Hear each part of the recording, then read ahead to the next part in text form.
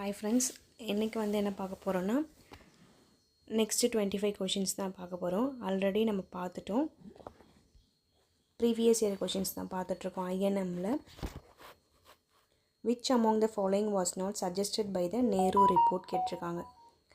So பின்வருவனவற்றில் நேரு அறிக்கையில் பரிந்துரைக்கப்படாதவை எவை என்று கேட்டிருக்காங்க. மாகாணங்களில் இரட்டையாட்சி முறை ஒழிக்கப்பட வேண்டும். செகண்ட் பார்த்திங்கன்னா, முதலாவது உலகப் போரின் போது ஜெர்மனியில் தங்கியிருந்த இந்திய மாணவர்கள் எந்த அமைப்பை ஏற்படுத்தினர் கேட்டிருக்காங்க. இந்திய சுதந்திர குழு. போராட்டத்தை மழலையர் பள்ளியின் மேடை போராட்டம் என பிரிட்டிஷ் பத்திரிகைகள் கேலி செய்தார். தண்டி யாத்திரை. டெல்லியில் நடைபெற்ற முஸ்லீம் லீக் கூட்டத்தில் 14 அம்ச திட்டத்தை முன்னிலைப்படுத்தியவர் யார்? முகமது அலி ஜின்னா. இன்குலாப் சிந்தாபாத் என்ற முழக்கம் எவ்வாறு புகழ்பெற்றது? பகத்சிங்கின் குரலால். 1929 மத்திய சட்டமன்றத்தில் வெடிகுண்டு வெடிக்க செய்தவர்கள் யார்? பகத்சிங் மற்றும் பட்டுகேசவர் தத்தா.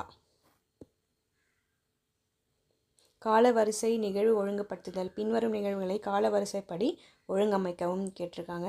ஃபர்ஸ்ட் ஒன் வைக்கம் சத்தியாகிரகம், சேரன்மாதேவி குருகுல சர்ச்சை, தனிநபர் சத்தியாகிரகம், இந்தி எதிர்ப்பு போராட்டம்.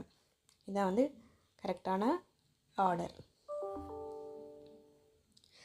கிபி 1817ஆம் ஆண்டு ராஜாராம் மோகன் ராய், ராதாகாந்த தேவ் மற்றும் பலர் இணைந்து மகா பாடசாலையை எங்கே நிறுவினாங்கன்னு கேட்டிருக்காங்க. கல்கத்தா. கீழ்காணும் காங்கிரஸ் மாநாடுகளில் நடைபெற்ற ஆண்டுடன் பொறுத்துக. So Calcutta section. கல்கத்தா மாநாடு எங்கே நடந்தது, எப்போ, எந்த இயரில் நடந்தது பார்த்திங்கன்னா 1886.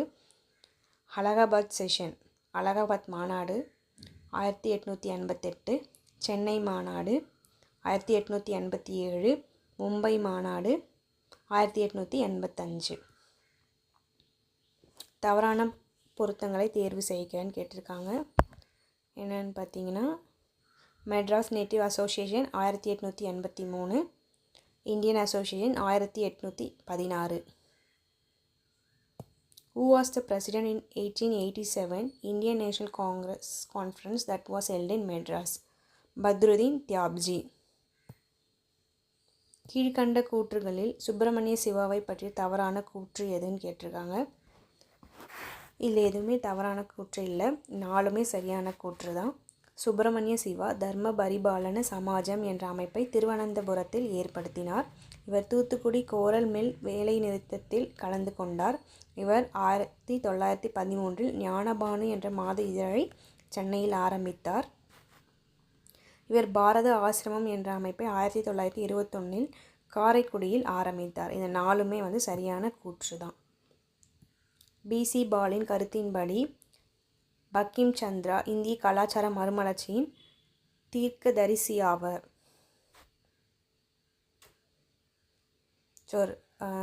பின்வரும் பத்தியை படித்து இதில் யாருடைய மதப்பார்வை வெளிப்படுத்துகிறது என்பதை கூறவும் என்று கேட்டிருக்காங்க. நான் சமூக சேவையில் முழுமையாக ஈடுபட்டிருந்தால் அதற்கு காரணம் சுய உணர்தலுக்கான எனது விருப்பமே. சேவையின் மூலம் மட்டுமே கடவுளை உணர முடியும் என்று நான் உணர்ந்ததால் நான் சேவை என்ற மதத்தை எனது சொந்த மதமாக்கினேன். எனக்கு சேவை என்பது இந்திய சேவை. ஏனென்றால் நான் அதை தேடாமலேயே அது என்னுடன் வந்தது. காரணம், அதற்கான தகுதி என்னிடம் இருந்தது. இது மகாத்மா காந்தி. பின் வருபவர்களில் இந்தியாவில் முதல் ஆங்கில செய்தித்தாளை வெளியிட்டவர் யாருன்னு பார்த்தீங்கன்னா ஜேம்ஸ் அகஸ்டஸ் ஹிக்கி. கீழ்கண்ட பட்டியலில் பிரிட்டிஷ் இந்தியாவில் அடிக்கடி பஞ்சம் ஏற்பட்டதன் விளைவாக நடந்தது என்ன? பஞ்சத்தால் பாதிக்கப்பட்ட பகுதியில் இருந்து மக்கள் பெருமளவில் இடம்பெயர்ந்தார்கள். கீழே கொடுக்கப்பட்டுள்ள பத்தியை வாசித்து அதன் அடிப்படையில் கேட்கப்பட்டுள்ள கேள்விகளுக்கு விடையளி. மகாத்மா காந்தி கூறியதாவது, சில சாதாரண இளைஞர்களுக்கு திருமணம் செய்து கொடுக்கும் நோக்கத்திற்காக தங்கள் மகள்களை முற்றிலும் அறியாமை மற்றும் படிப்பறிவில்லாத நிலையில் வைக்கும் பெற்றோரின் குற்றம் சார்ந்த அலட்சியத்திற்கு வருந்துகிறேன். மேற்கண்ட பத்தியிலிருந்து உருவான கீழ்கண்டவைகளில் சிறந்த மறைமுகமான விடையை தேர்ந்தெடுக்கவும். தங்கள் மகள்களின் ஒட்டுமொத்த வளர்ச்சிக்கு தேவையான கடும் நடவடிக்கைகளை பெற்றோர் எடுக்க வேண்டும். இதாவது சரியான விடை. நிர்வாக செயல்பாடுகளின் வசதிக்காக நாடும் மக்களும் வெவ்வேறு மாநிலங்களாக பிரிக்கப்பட்டாலும் நாடு என்பது முழுமையாக ஒருங்கிணைந்த ஒன்று என கூறியது யார்? பீம்ராவ் அம்பேத்கர். ஒரு பத்திரிகையாளராக பணியாற்றுவதற்காக சிறைக்கு அனுப்பப்பட்ட முதல் இந்தியராவர் யார்? அவங்க யாருன்னு கேட்டிருக்காங்க. சுரேந்திரநாத் பானர்ஜி.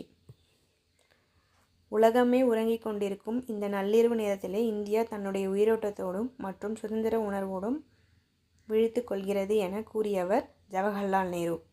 மறக்காமல் அரணி டிஎன்பிசி சேனலை சப்ஸ்கிரைப் பண்ணிக்கோங்க.